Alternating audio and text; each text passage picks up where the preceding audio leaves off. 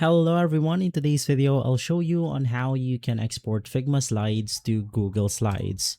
So it's going to be extremely simple. The first thing that you want to do is to navigate through the extensions tab, or basically the actions tab, which is going to be this one.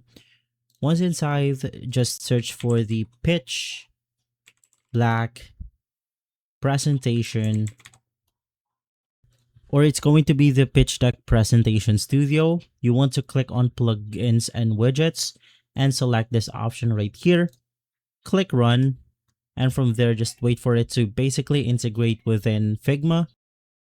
And now we get the ability to actually load the slides onto the export tool. So you want to click on all of your slides. In my case, I only have two. Select load checked slides, and basically right after here we have it.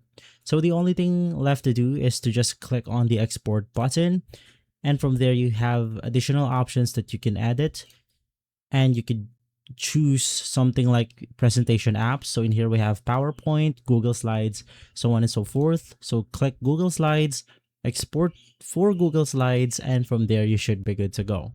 If this video has been helpful, leave a like, subscribe, and follow us for more videos like this. Thanks for watching.